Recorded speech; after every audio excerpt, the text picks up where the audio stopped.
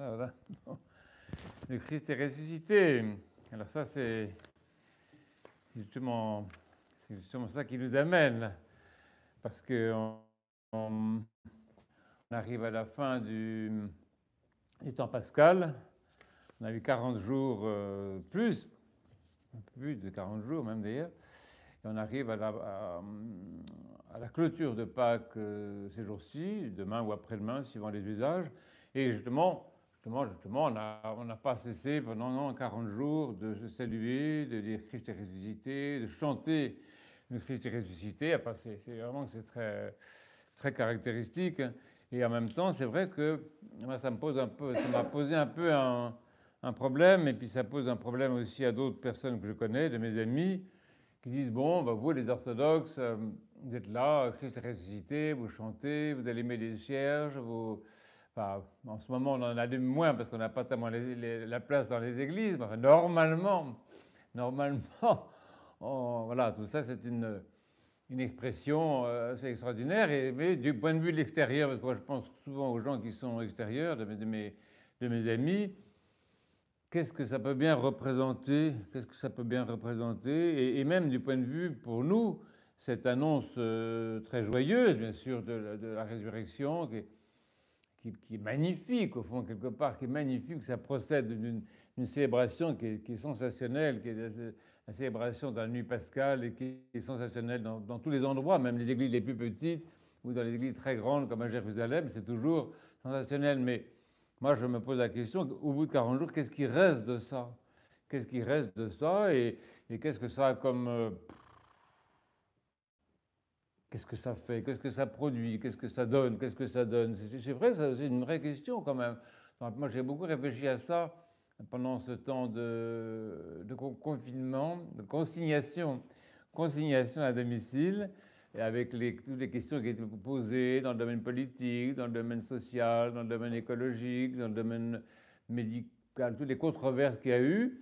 J'ai eu l'impression que les chrétiens que nous sommes, enfin peut-être moi le premier, je suis peut-être pire que les autres, ce que je veux bien reconnaître publiquement, bah, finalement j'ai l'impression que quand il y a des débats, des questions qui se posent, qui sont des questions contemporaines, de l'actualité, bah, j'ai l'impression que je n'utilise pas tellement ma foi dans la résurrection, et que mes contemporains, mes amis dans l'Église, euh, soit n'y pensent pas, soit font carrément une espèce de coupure, il y a une espèce de césure entre ce qu'on chante dans l'Église et qui est magnifique, et puis la façon dont on se salue, Christ est ressuscité, etc., et ce qui se passe dans le monde et la façon dont on fonctionne dans le monde, même nous les chrétiens. C'est pour ça que je me suis posé la question, mais qu'est-ce que ça a comme conséquence? Y a-t-il des conséquences? Est-ce qu'on pourrait tirer les conséquences de la résurrection? C'est-à-dire, bah oui, surtout qu'on arrive à la Pentecôte. Est-ce que tout ceci, c'est simplement culturel? Est-ce que c'est, pour être alors très méchant, est-ce que c'est simplement du folklore, le folklore orthodoxe, le folklore byzantino-slave? Ou est-ce que ça correspond à une réalité? Et est-ce que ça a des conséquences? Est-ce que ça peut avoir des conséquences dans la vie? Alors, bon, je suis pas mal, je ne suis pas le seul, bien entendu, je ne suis pas le seul à réfléchir à ce genre de questions. C'est presque un peu banal de poser ces questions, mais je me suis aperçu quand même que ça valait la peine de revenir là-dessus. Et ce mot de résurrection, qui est un mot magnifique, premièrement, il n'est pas bien compris par tout le monde. Et deuxièmement, il est employé un peu comme ça, presque à la légère, sans se rendre compte que ça a des grandes conséquences. Que ce n'est pas un mot, j'allais dire, ce n'est pas un mot innocent. Ce n'est pas un mot qu'on peut prononcer comme ça. Alors, pour essayer de sortir de cette problématique, de cette pas une angoisse théologique, mais enfin une préoccupation théologique, je me suis dit sur quoi est-ce que je m'appuyais. D'abord, j'ai repris un livre qui est magnifique, que je montre, je ne sais pas si tout le monde le voit bien, qui s'appelle La résurrection et l'homme d'aujourd'hui, qui était écrit par le patriarche Ignace IV d'Antioche, qui est un saint homme, un homme exceptionnel, d'une profondeur, une qualité théologique et esthétique. C'est un homme exceptionnel. Ce livre a été écrit il y a déjà assez longtemps, je crois que c'est 1980. Enfin, l'édition que j'ai ici, c'est 1981. Ça a dû être réédité. Il y a une très bonne préface d'Olivier Clément. Et moi, c'est vrai, j'avais beaucoup lu ce livre-là à plusieurs époques de ma vie, et j'ai voulu là, finalement, le reprendre, le réutiliser pour cette réflexion aujourd'hui. Donc, ça, c'est vrai que pour moi, c'est un peu la base. Il y a également, dans d'autres textes, chez Olivier Clément, il y a des pages qui sont vraiment magnifiques et qui touchent à ces préoccupations-là aussi. C'est-à-dire quel est le prolongement, quel est l'impact de la résurrection, pas seulement du mot, mais de la chose, comme dirait Molière, quel est l'impact de la résurrection dans la vie de l'Église et dans la vie de la société. Et il y a également des pages intéressantes dans le livre du patriarche Daniel, notre patriarche Daniel de Roumanie, c'est un livre qui s'appelle La joie de la fidélité, je crois, si je ne me trompe pas sur le titre. Donc, enfin, il y a quand même pas mal de personnes qui ont posé cette question-là, c'est-à-dire quels sont les prolongements. Alors pour moi, en ce qui me concerne, pour attraper un petit peu la problématique par quelque part, d'une part, c'est vrai que je me suis tourné vers Dieu. Je pense que dans ma propre démarche de croyant lambda que je suis, je pense que je me suis aperçu dans ma propre vie, moi je ne voudrais pas être trop indiscret, mais je me suis aperçu dans ma propre vie que tout de même, si je lâche quelque chose dans cette proclamation de la résurrection, c'est-à-dire si je ne fais pas attention, si je ne suis pas vigilant, soit cette proclamation de la résurrection devient formelle, esthétique, formelle, culturelle, rituelle, habituelle, mécanique, robotique, allez, on va dire tout ce qu'on va être méchant. Donc c'est une façon qui peut arriver, soit carrément je vais commencer à couler, c'est-à-dire à être repris par des modes de fonctionnement, de pensée et de vision même du monde qui sont des visions morbides, pas seulement mortelles, mais morbides et mortifères. Moi, c'est un peu ça mon combat personnel, c'est-à-dire je pense qu'il y a effectivement pas seulement une affirmation de la résurrection, mais comment dire, un fait, une puissance, voilà, une puissance de la résurrection qui est objective, enfin, si vous voulez, qu'on ne peut pas discuter. Enfin, on peut discuter si on veut, si on a du temps, mais je crois que c'est pas ça de ça qu'on parle, parce qu'il y a à côté ou simultanément comment dire, une espèce de vigilance, de veille, de menace, hein, de menace de la mort, parce qu'en fait, dans les traductions qu'on utilise, on dit que Dieu a anéanti la mort. C'est pas tout à fait vrai, mais je pense que Dieu n'anéantit rien. Je ne vois pas très bien comment on peut traduire quelque chose. Tout ce qu'on peut dire, c'est qu'il a vaincu la mort, qu'il a vaincu le pouvoir de la mort, qu'il a vaincu la fascination de la mort, il avait vaincu l'hypnose, l'angoisse de la mort, etc. C'est-à-dire le pouvoir de la mort sur l'homme. Mais il ne l'a pas anéanti. Non seulement il ne l'a pas anéanti dans le sens où nous continuons à être mortels, vous et moi, je pense que ça ne surprendra personne que je fasse cette affirmation, mais en plus, la mort continue à être une possibilité, comment dire, quand même une menace, hein, comme une espèce de puissance noire, gluante, qui essaie de reprendre pouvoir éventuellement sur les gens, sur le monde.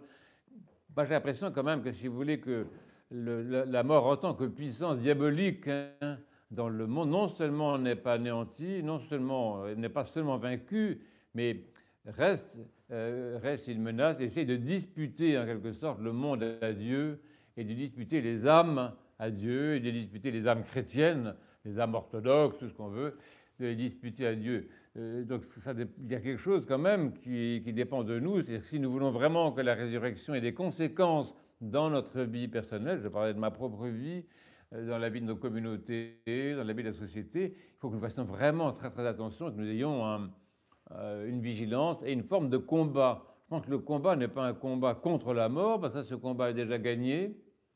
Elle a vaincu la victoire, mais c'est un combat vraiment pour maintenir la vie et maintenir la puissance de la résurrection, garder nos cierges allumés. J'ai fait cette expérience-là, je ne veux pas être trop autobiographe, mais c'était quand même intéressant, dans la paroisse que je fréquente et que je dessert avec d'autres, nous avions conservé depuis 2017, nous avions conservé allumé la lumière allumée à Jérusalem, qui nous avait été apportée par des amis qui avaient réussi à transporter ça dans l'avion, je ne sais pas comment ils ont fait. Donc nous avions cette lumière-là. Et de 2017 à 2020, nous avons gardé cette lumière allumée. Nous en avions plusieurs bougies allumées en même temps, etc., pour garder cette lumière de la résurrection allumée. Et puis l'autre jour, le cierge que j'avais acheté n'était pas, pas fiable. Et à mon absence, le temps que je tourne le dos, en quelque sorte, il a coulé et cette lumière s'est éteinte. Et donc, alors vous allez me dire, ça n'a aucune importance. Bon, même, je vous en prie. Ayez la liberté de dire ce que vous voulez, de penser ce que vous voulez. Je n'en ai pas là pour empêcher les gens de penser et de parler. Donc, chacun dit ce qu'il veut. Mais moi, personnellement, ça a été une expérience parce que je me suis rendu compte que c'est ça la vraie question. C'est garder allumée la flamme de la résurrection, la garder vivante, la garder lumineuse, la garder chaleureuse. Et c'est en la gardant, justement, qu'elle peut réchauffer, irradier et avoir des conséquences très très importantes pour le monde. Alors moi je me suis appuyé sur en fait les dimanches, parce que je me suis aperçu, en réfléchissant avec certains amis, que les dimanches, il y en a en fait 7.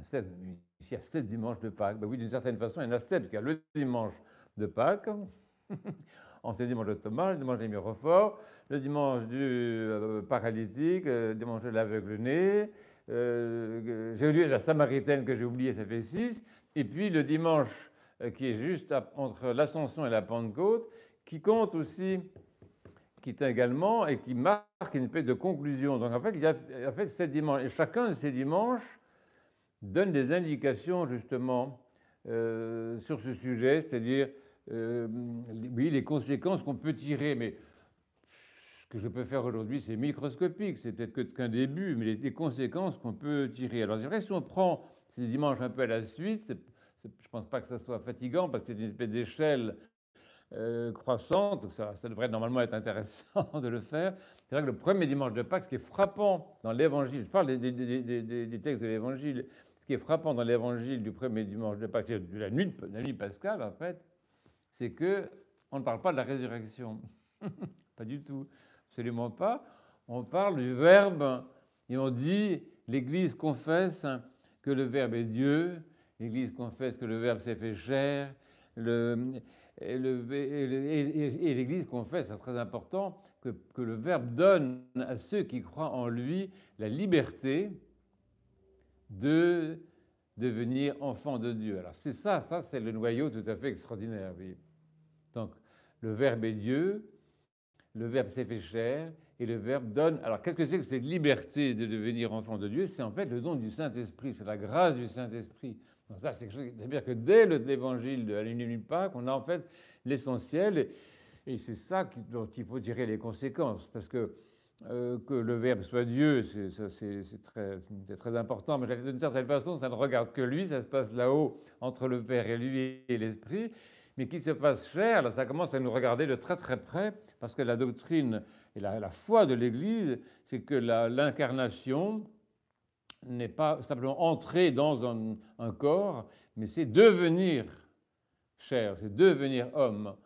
Et donc ça, c'est très important. Et ce n'est pas se devenir un homme parmi d'autres, qui serait déjà pas mal, mais c'est devenir toute l'humanité, c'est devenir tout l'homme, toute la nature humaine. Et donc cette incarnation, cette humanisation du Verbe implique l'ensemble de l'humanité. Donc les conséquences sont là. Ça veut dire que tout homme qui naît, j'ai des amis qui ont un petit bébé il y a 3 jours, ben, n'importe quel petit bébé qui arrive dans ce monde, il arrive dans une nature qui est assumée par le Christ, qui est hypostasiée, comme on dit, qui est hypostasiée par le Verbe, qui est l'humanité du Verbe. Donc c'est extraordinairement important, extrêmement intéressant. Et si cette humanité totale, universelle, qui est portée par l'hypostase du Verbe, si elle passe par la résurrection, si elle passe de la mort à la vie, si elle franchit le passage de la mort à la vie, ça concerne également tous les hommes,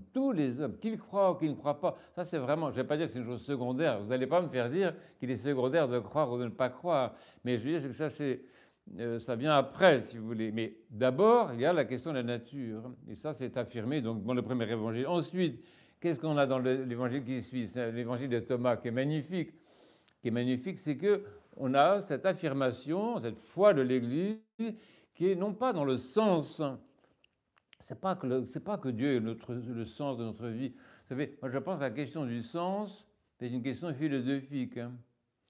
Moi personnellement, peut-être que c'est pareil, je reste avec mes propres limites. Moi personnellement, la question du sens m'a préoccupé il y a peut-être quelques années, quand j'étais encore petit. Oui. Mais moi, ce qui me préoccupe, c'est la question de la présence. Hein. Et ça ne me préoccupe pas, d'ailleurs, ça me parle, ça me nourrit. Et c'est ça qu'on a dans l'évangile de Thomas. On a le Christ qui se rend présent. Cette magnifique expression qui est employée 2 fois, parce que vous savez que le récit est fait 2 fois, 8 jours après, 8 jours avant. Le soir du premier jour, déjà, il apparaît parmi les disciples, toutes portes fermées, parce qu'ils étaient confinés aussi, les pauvres disciples. Hein. En plein confinement, il se rend présent, et il se rend présent 8 jours après. Donc cette expression-là, se rendre présent, est une affirmation extraordinaire et dont il a aussi, il faut tirer ses conséquences. Parce que si le monde est un monde dans lequel Dieu est présent, ça veut dire que le monde n'est pas absurde. Et si l'Église est une communauté dans laquelle Dieu est présent, demeure incarné, demeure à jamais, comme il l'a dit d'ailleurs, puisqu'il a dit « je reste avec vous jusqu'à la fin des temps », vous pensez bien que les conséquences sont énormes, qu'on ne peut pas parler de Dieu tout le temps comme d'un absent. Et c'est pour ça que dans la liturgie, vous l'avez certainement remarqué, parce que vous êtes très attentif, eh bien, on s'adresse à Dieu, à la deuxième personne du singulier ou du pluriel, mais on s'adresse à quelqu'un, on est dans cette structure de dialogue. Donc la présence de Dieu. Et aussi dans cet évangile du dimanche de Thomas, il y a un deuxième élément très important qui est le mystère du corps ressuscité.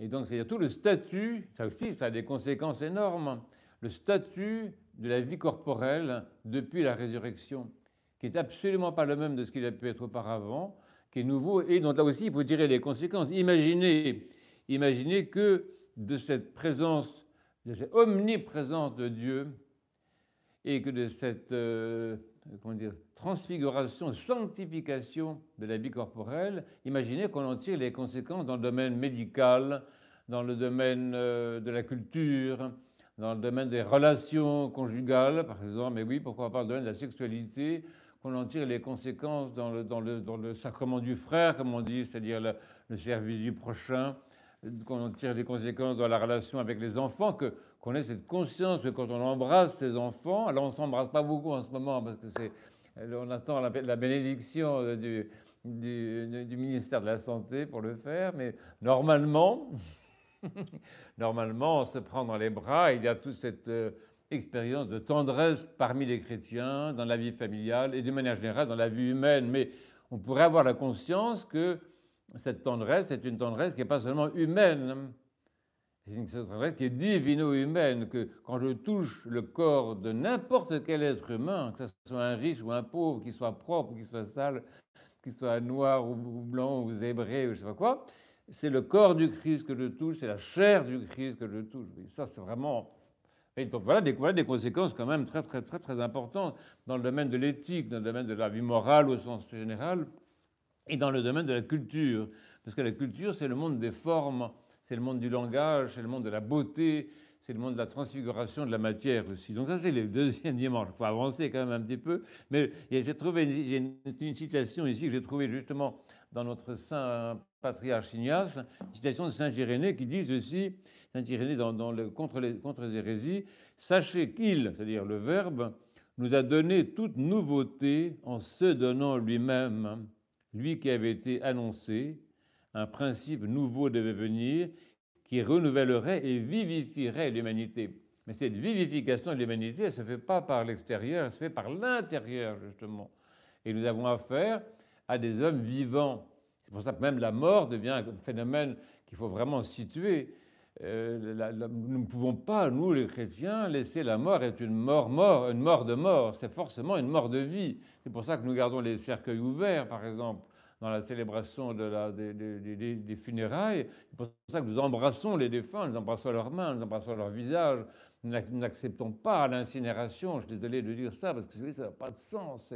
Pour le coup, c'est vrai. Non, non, pas du tout. La chair même de nos défunts, pendant les 3 jours où ils sont là, avant que n'arrive forcément le processus de décomposition, tant qu'elle est là, elle est cette chair-là qu'on peut toucher et approcher, qui est la chair du Christ. Et ça, c'est quelque chose de très important. Et nous confessons, comme vous le savez très bien, la résurrection de cette chair, la restauration de la vie dans cette chair, d'une manière incompréhensible pour nous, je suis bien d'accord, mais c'est quand même notre foi. Donc vous voyez, il y a des éléments comme ça qui arrivent dans ces évangiles de chaque dimanche qui sont extraordinaires. On se dit, mais si, comme dit, je crois que c'est, comment il s'appelle cet écrivain? Marc Lévy. Marc Lévy, cet écrivain qui est quelquefois intéressant. Il a écrit un livre qui m'a beaucoup plu. Le titre de ce livre, c'est « Et si c'était vrai ?»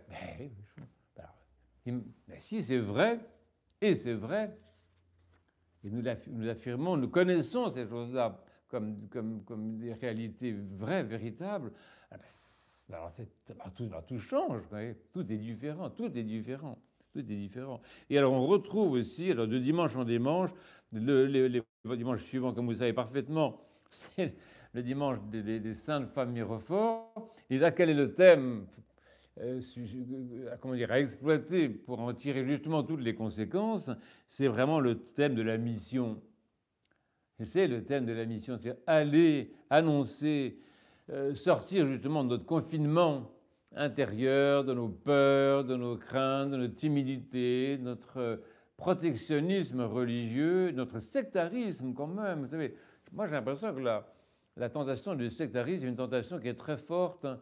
C'est un peu désagréable de dire ça. Il y a peut-être des personnes que ça va heurter de m'entendre prononcer ce mot, mais moi je trouve que nous, les chrétiens, on est quelquefois quand même assez sectaires. Comme si le christianisme était pour nous, l'orthodoxie, c'est pour nous. Ou bien on a peur, ou on a honte d'être chrétien, on s'excuse, on dit excusez-moi, je suis chrétien, excusez-moi, je suis orthodoxe, excusez-moi, je fais le carême, excusez-moi, je porte une soutane, excusez-moi. Oui. Et ça, justement, le dimanche des Mirophores, c'est vraiment un dimanche qui exorcise cette peur, cette mauvaise peur, cette faiblesse-là. Elle l'exorcise parce que derrière notre peur, il y a l'annonce faite par les anges qui dit « Allez annoncer aux apôtres ». Et donc cet envoi en mission, c'est vraiment le charisme apostolique de l'Église qui a été dévoilé en ce jour-là, et nous devons nous mettre en route. Vous voyez, les conséquences sont là. Là aussi, c'est toujours pareil. À partir du moment où ceci est réel, parce que nous parlons de la résurrection, nous parlons de tous ces évangiles comme d'événements tout à fait réels, nous ne parlons pas de légendes, nous ne parlons pas d'histoire pour les enfants, nous ne parlons pas de bande dessinée pour s'occuper quand la télévision est en panne, nous ne parlons pas de ça. Nous parlons d'une réalité qui est effectivement une réalité historique pour différentes raisons. Je pense que j'ai vu un livre aujourd'hui là-dessus. Elle est historique pour plusieurs raisons. D'une part, parce qu'elle est un fait attesté par des témoins. C'est ça l'historicité quand même de l'Évangile. Quelque chose s'est passé, il y a des gens qui y étaient, qui l'ont vu, ça s'est passé à tel endroit, c'est vérifiable. C'est tout. Bon. Et elle est historique pour une autre raison plus intéressante encore, je trouve, c'est qu'elle modifie, la résurrection modifie l'histoire, et que les civilisations, ça peut s'étudier, on peut faire un cours d'1 an là-dessus, en montrant comment les civilisations, les sociétés ont été modifiées de l'intérieur par la puissance de l'Évangile et la puissance de la résurrection, dans toutes sortes de domaine social, caritatif, domaine intellectuel, le domaine de la culture, justement. Donc vous voyez, cette mission des porteuses de parfums, c'est très intéressant, parce qu'elles sont arrivées en portant des parfums pour aller enterrer quelqu'un, finalement. C'est-à-dire, elles étaient dans une mentalité de mort, et elles sont reparties, je ne sais pas ce qu'elles ont fait de leurs parfums, mais elles les ont laissés là, et elles sont reparties avec une impulsion de vie qu'elles n'assumaient pas à ce moment-là, parce qu'elles étaient terrifiées, les pauvres femmes, mais elles ont porté quand même cette puissance de la résurrection aux apôtres, et c'est de là que tout a commencé. Donc ça, c'est typique. Le matin des mirophores, là, c'est un moment où justement tout a changé, tout a basculé. On est vraiment passé de la mort à la vie. Et dans la conscience de l'être humain, on est passé d'une conscience pour la mort à une conscience pour la vie, une conscience vivifiée. Donc ça, c'est très important et ceci doit nous booster, je ne sais pas comment dire, hein, nous stimuler aussi, nous donner de l'audace, que l'activité missionnaire des chrétiens, ce n'est pas une activité psychologique, ce n'est pas du prosélytisme. Non, non, c'est une force intérieure qui fait que tu partages avec tes voisins, ne serait-ce qu'à travers ton sourire ou ta joie ou ta bonne humeur. Tu partages ça avec ceux qui sont autour. Et en particulier, alors je m'excuse, c'est peut-être un peu insolent ce que je vais dire, c'est que la hiérarchie, notre hiérarchie ecclésiastique, donc qui est en fait le charisme, le ministère apostolique, hein, et les prêtres que nous sommes, avec le mois le premier, nous avons besoin d'être continuellement vivifiés de cette façon-là. Parce que le charisme apostolique, il a tendance à se refroidir beaucoup. Et il faut périodiquement que viennent des personnes envoyées par les anges pour nous annoncer la résurrection et faire de nous des propagateurs de la foi de la résurrection et pas seulement des gardiens de l'institution ecclésiastique. Ce n'est pas exactement la même chose. Mais vous savez, on n'est pas dupes, si on est quand même, avec tout l'amour qu'on a pour l'Église, pour les uns et pour les autres, etc., il y a quand même une certaine lucidité qui montre que les conséquences de la résurrection, elles ont besoin d'être continuellement réactivées pour que l'Église soit vraiment l'Église. Ensuite, qu'est-ce qu'on voit? Ah, très intéressant, le 4e dimanche, je ne me trompe pas dans ma façon de compter, le paralytique. Mais le paralytique, c'est un programme extrêmement important. C'est un programme extraordinaire, parce que d'abord, c'est la puissance de la résurrection aussi qui se manifeste dans le miracle. Le Christ a toujours, quand il a fait des miracles, il a toujours fait avec cette énergie de la résurrection qui devait se manifester en lui dans sa propre Pâque. Mais qu'est-ce qu'il fait avec cet homme-là? Il lui donne l'autonomie. On voit que la puissance de la résurrection diffusée, si je peux dire, par le Christ et par l'Église aussi, qui est son corps, c'est une puissance qui donne à l'homme son autonomie et sa dignité. Qu'est-ce qu'il dit à ce garçon qui était paralytique? Quand même extraordinaire. Il lui dit, prends ton grabat et marche. Tu te lèves et tu marches. Ça, c'est le don de l'autonomie, c'est le don de la dignité, c'est le don de l'humanité fait à l'homme. Le Christ, c'est Dieu qui vient dans l'humanité pour donner à l'homme son humanité, pour rendre l'homme plus humain. Et l'homme plus humain, ce n'est pas une affaire là aussi morale, ce n'est pas le sentiment, c'est l'autonomie. L'autonomie.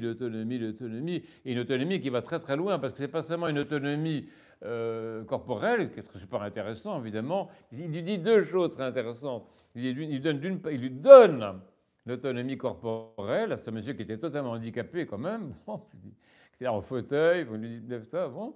Et il lui donne également l'autonomie, j'aime pas le mot spirituel, l'autonomie charismatique, l'autonomie, la foi, quand il lui dit, vous savez très bien ce qu'il lui dit, il lui dit va et ne pêche plus. Ça c'est la version asthétique, hein, de l'autre parole. Le prends ton grabat et marche, c'est la version corporelle, extérieure en quelque sorte, sociale, et l'autre, c'est dans le même évangile, c'est extraordinaire. On a la version intérieure et charismatique, va et ne pêche plus, qui est une affirmation extraordinaire quand même. Vous vous rendez compte que le Christ a eu l'audace de dire à quelqu'un va et ne pêche plus. Mais c'est hallucinant quand on pense à ça. Ça veut dire qu'il est possible pour l'être humain de ne pas pécher. C'est fou que Dieu a donné à l'homme la possibilité de l'impeccabilité. Vous savez, c'est vous qui avez lu tous les pères de l'Église, je pense. Vous savez que les pères disent ça, ils disent qu'au paradis, Adam il était sans péché, totalement innocent, notre cher grand-père Adam. Mais en plus, il avait la possibilité de ne pas pécher. Il avait la possibilité de pécher, dont il s'est servi pour notre malheur, bon. Mais il avait la possibilité de ne pas pécher. Donc cette possibilité de ne pas pécher, qu'on retrouve chez la Mère de Dieu également, qui est super intéressant du point de vue du mystère du salut, eh bien, elle est donnée à cet homme à ce jour-là. Et vous savez que dans l'Église, si vous écoutez les prières, je pense que c'est ça que vous faites, quand vous écoutez les prières, qu'elles sont dans une langue accessible, qu'est-ce que les prêtres les disent en articulant, etc. On dit ça, on dit que ce soir tout entier soit parfait, saint, paisible et sans péché, demandons au Seigneur. Et l'autre prière, après ça, la prière au vêpres, la prière qui est entre la litanie triple et la litanie, justement, cette litanie de demande, on dit ça, daigne Seigneur, mais c'est magnifique, daigne Seigneur nous garder ce soir sans péché. Dans une autre traduction, daigne Seigneur pour garder pour nous cette soirée sans péché. Après bon, il est quand même question de l'impeccabilité. Or ça, c'est une des conséquences de la résurrection. C'est étonnant, c'est-à-dire qu'il y a, du point de vue esthétique, du point de vue pas seulement éthique, moral, mais du point de vue esthétique, l'être humain peut ne pas pécher, peut évoluer dans sa vie, peut grandir dans sa vie, arriver à une vie pure, une vie agréable à Dieu, une vie libre en fait. Vous voyez. Donc ça a des conséquences énormes. Ça, c'est cette parole-là, si vous voulez, qui est la base de toute la vie esthétique de l'Église. Le combat spirituel serait dérisoire, serait perdu d'avance s'il n'y avait pas ce charisme de l'impeccabilité donné par le Christ dans la puissance de sa résurrection. Et ça, c'est très, très important. C'est pour ça que Saint Grégoire Palamas, que j'aime beaucoup, il dit que le combat spirituel ne consiste pas à lutter contre le péché, pas du tout. Les gens sont très étonnés parce qu'ils avaient appris au catéchisme, je ne sais pas où, qu'il fallait lutter contre le péché. Et Saint Grégoire Palamas dit pas du tout. Le combat spirituel, ça consiste à lutter pour retourner les passions dans leur bonne direction. C'est-à-dire que c'est un combat pour et non pas un combat contre. Parce que si effectivement nous avons cette grâce de l'impeccabilité potentielle, d'accord, je suis d'accord avec vous, mais potentielle c'est déjà pas mal. Si nous avons cette grâce de l'impeccabilité, c'est que notre vie peut être un combat pour actualiser cette grâce-là, et non pas un combat contre.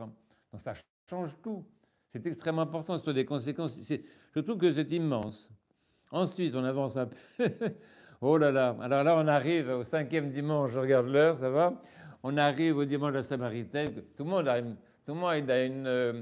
raffole ce dimanche. Je pense que personne n'est insensible sur terre à l'évangile de la Samaritaine. C'est une des plus belles pages de la Bible, mais c'est une plus belle page de la littérature universelle même. C'était magnifique du point de vue du récit, du point de vue littéraire. C'est une beauté. C'est d'une intelligence du point de vue de la psychologie.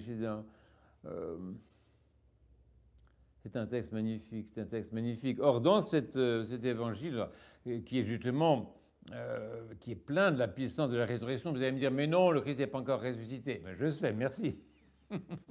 J'avais remarqué aussi. Mais si on lit, si les saints-pères, par la grâce du Saint-Esprit, ont placé ces évangiles-là, ces 7 évangiles, entre Pâques et Pentecôte, c'est pour des raisons pédagogiques, justement. Et parce qu'il y a quelque chose à nous apprendre. Là, nous apprenons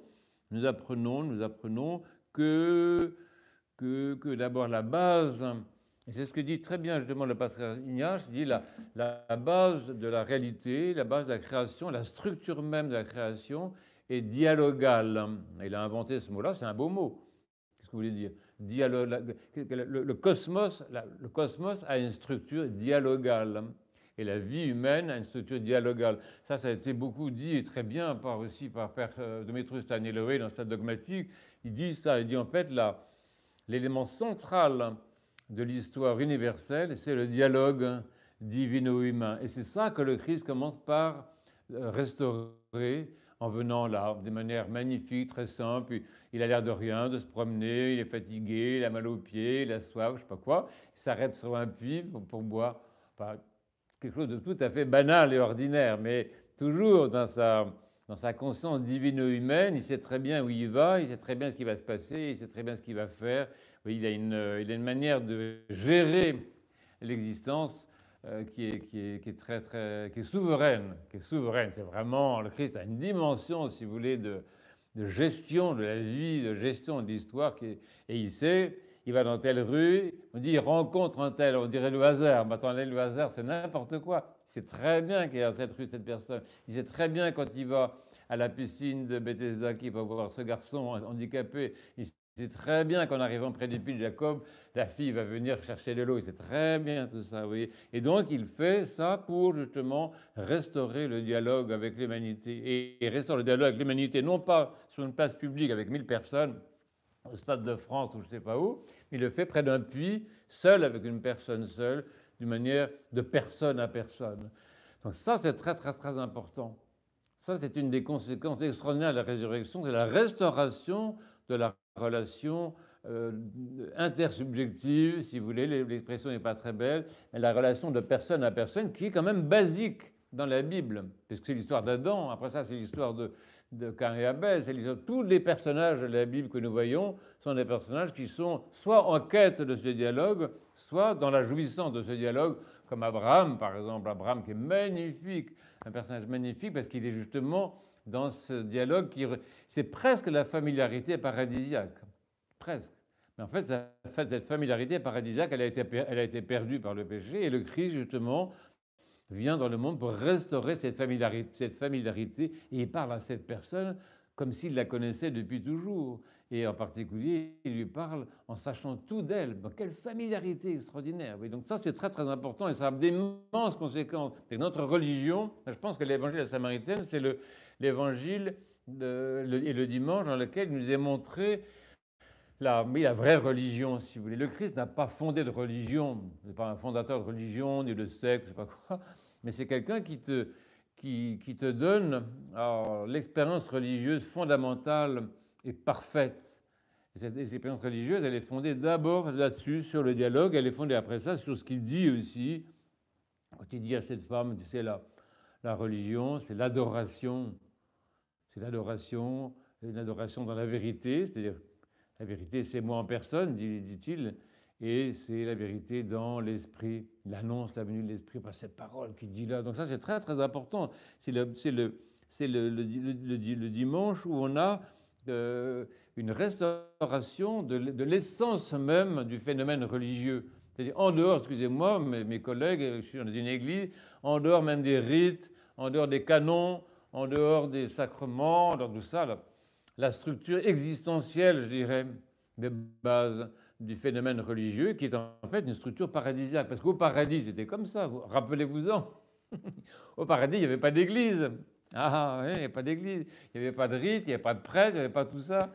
Il n'y avait pas de hiérarchie. Qu'est-ce qu'il y avait au paradis? Il y avait la familiarité naturelle et spontanée, et sans ombre de l'homme avec son Créateur. Et ça, c'est donc que le Christ restaure la réalité religieuse dans son essence même. Je pourrais développer encore, mais je fais très attention à l'heure, parce qu'après ça, on avance encore.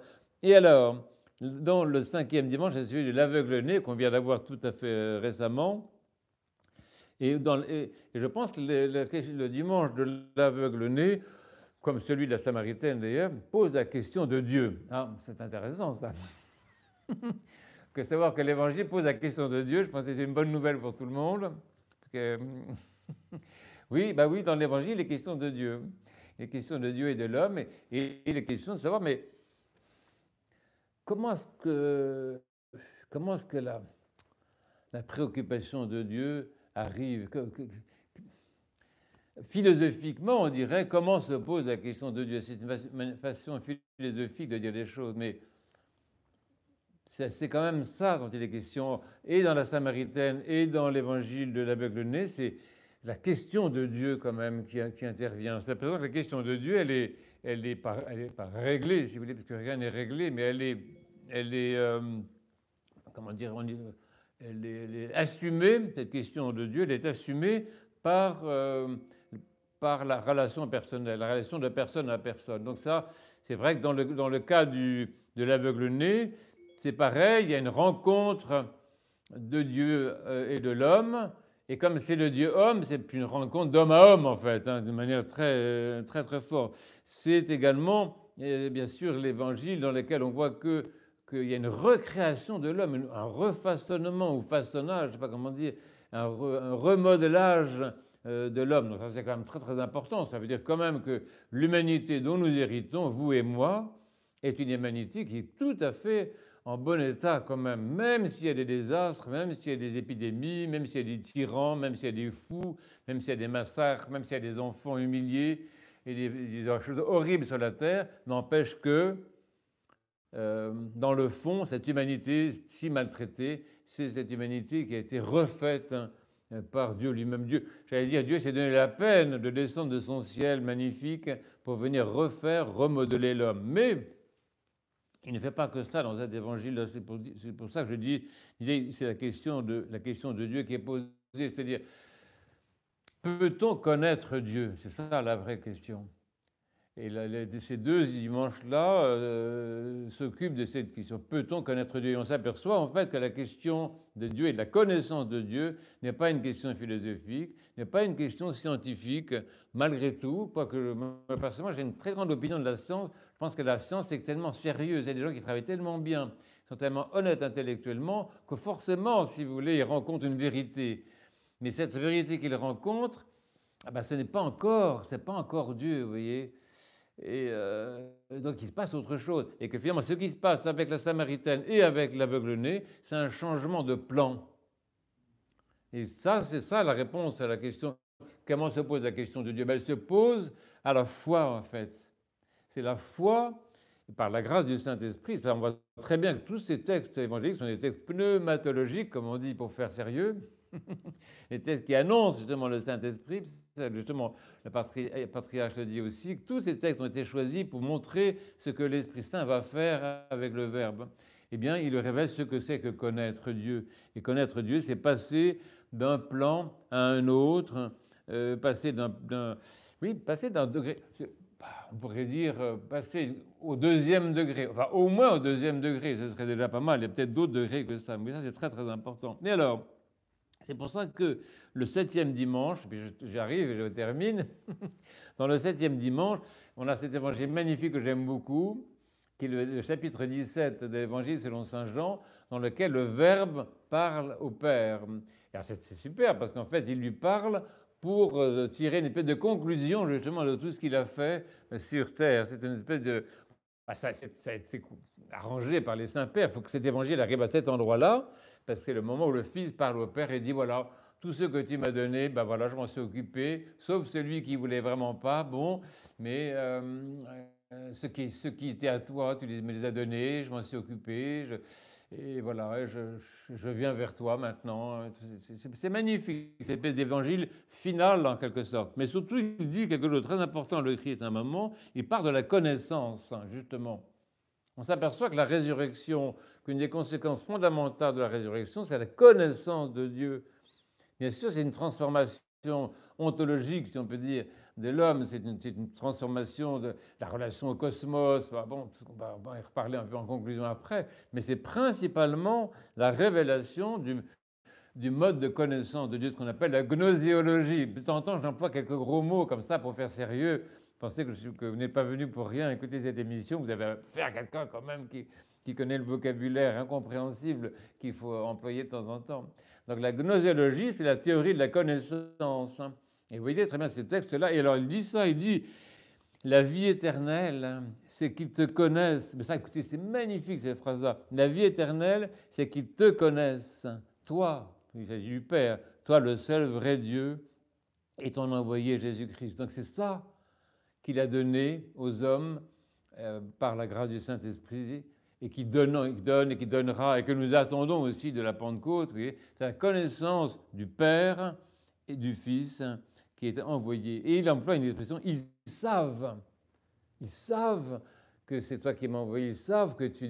Donc cette expression est très intéressante, vous voyez, savoir. Nous savons. Donc c'est vrai que nous croyons, mais comme disaient justement les gars du village de Samarie, quand ils sont venus, ils ont dit « Oui, on t'a entendu parler », disait ça à cette jeune femme très sympathique, elle s'appelait Claire, elle parlait Fotini, je crois, il lui dit « Oui, on t'a entendu, mais maintenant, nous savons ».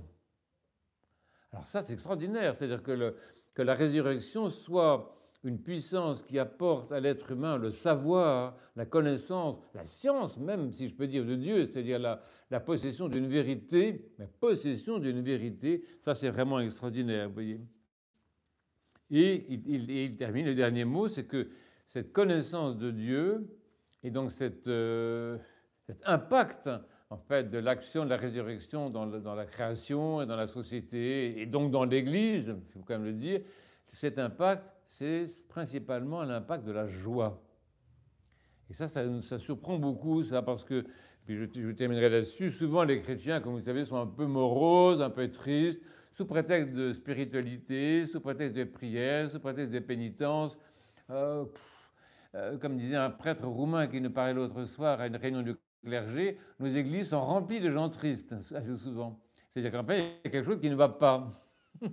Que les conséquences de la résurrection ne sont pas toutes justement tirées si bien, alors que le Christ a voulu ça. Le Christ a voulu essentiellement passer de la vie à la mort et de la mort à la vie pour que la joie soit partagée. Ce n'est pas une joie psychologique, ce n'est pas une joie culturelle, ce n'est pas une joie folklorique. Non, non, c'est, je ne sais pas comment dire, c'est le charisme, c'est un charisme divin. La joie est un charisme divin, et ça c'est très important. Donc pour conclure tout ça, si vous voulez, il y a quand même des conséquences à tirer de la résurrection que je n'ai pas fait au fond. J'ai juste annoncé quelques pistes qu'on va reprendre. Mais ça m'a beaucoup frappé, c'est les offices du Pentecôtère qui sont très intéressants. Le mercredi de la mi-Pentecôte, dans le premier tropère de l'Ode 9, on dit ceci: du Christ, nous avons appris un nouveau mode de vie. De tout cœur, empressons-nous de l'observer jusqu'à la fin pour jouir de la venue de l'Esprit. Ça résume tout ça. On a appris du Christ une façon de fonctionner. En grec, c'était tropos tizoïs ou to viou. C'est pas un mode de vie, mais qui est un mode de vie divino-humain, qui est super important, ça, vous voyez, et qui engendre effectivement des attitudes nouvelles si on est vraiment, si on est sérieux, si on est, comment dire, si on est honnête. En anglais, on dit to be honest to God. Mais if we are honest to Holy Resurrection, c'est-à-dire si nous sommes loyaux par rapport à la loyauté, nous sommes loyaux, eh bien nous allons avoir une attitude différente par rapport à la mort. C'est-à-dire tous les jours, nous allons goûter cette victoire de la vie sur la mort. Et moi, personnellement, c'est une expérience personnelle, par un choix quotidien. Ça va engendrer une attitude différente par rapport au corps, à la matière, donc à l'écologie, à toute la relation avec la création, tous les problèmes écologiques qu'on a maintenant et que nos gouvernants, que Dieu les bénisse, essayent de, tant bien que mal de traiter. La question écologique, c'est la question du salut de la création, elle dépend non seulement de l'incarnation, mais de la résurrection, et il en est de même pour la médecine. C'est très très intéressant. Quelles sont les conséquences pour la méthode médicale, quelles sont les conséquences qui viennent de la résurrection, et quelles sont les conséquences même dans la technologie. Moi, j'aimerais bien qu'on fasse ça, qu'on se fasse un séminaire, on dit résurrection et technologie, puis voir qu'est-ce que ça donne. Bon, etc. Et le rapport à l'histoire, à l'actualité, à la vie politique et à l'eschatologie, c'est-à-dire ce qui manque dans notre société. Moi, j'aime beaucoup mon pays, la France, c'est un grand pays, mais il manque quelque chose dans le discours, dans notre discours politique. Ça manque, si vous voulez, ça manque de perspective. Et on traite les problèmes, on les traite plus ou moins, les gilets jaunes ou pas jaunes, les épidémies. Bon, on passe son temps à courir parce qu'il y a le feu quelque part, mais je ne sais pas comment dire, il n'y a pas de philosophie de l'histoire, il n'y a pas une vraie théologie, et il n'y a pas un paradigme national clair. Ça manque beaucoup à la France, ça manque à d'autres pays que je connais, que je pourrais nommer également. On se rend compte que les gens n'ont pas une image mentale de leur propre nation. Et ça manque beaucoup, et c'est parce qu'en fait, on ne vit pas cette puissance de la résurrection et cette puissance du Saint-Esprit qui ressuscite, en fait, vous voyez. Alors, ça manque, mais ça pourrait exister, Et puis, là, ce que je voulais dire, mais je n'ai pas eu le temps aussi, mais je le dirai une autre fois, c'est qu'en fait, le plus bel effet de la résurrection, c'est la résurrection de la parole. Parce qu'en fait, c'est ça qui s'est passé. C'est très intéressant, cette question-là. Dire que le Christ, en tant que parole incarnée, verbe, parole en personne, passe de la mort à la vie. C'est-à-dire que un texte, la parole, qu'on appelle écriture, mais qui n'est pas une écriture, qui est une parole. On dit Bible. Bible, ça veut dire bouquin, mais ce n'est pas un bouquin, c'est une parole. Mais cette parole devient vivante parce qu'elle ressuscite par le Saint-Esprit. C'est-à-dire qu'en fait, toute notre expérience du Saint-Esprit consiste principalement à entendre l'Évangile d'une manière neuve. Au fond, je vais m'arrêter après.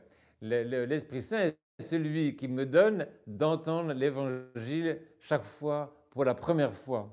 Et ça, c'est ça la jeunesse de la parole de Dieu, la résurrection de la parole de Dieu qui passe de la mort un texte assez formel, vous savez, bon, qu'on peut étudier scientifiquement. Il y a des sciences du Nouveau Testament, moi je n'en dirai le mal de personne. Mais là, il s'agit d'autre chose. Un évangile vivant. Moi, j'ai vu des gens pleurer en entendant l'évangile, vous voyez. Voilà, pardonnez-moi. Bon,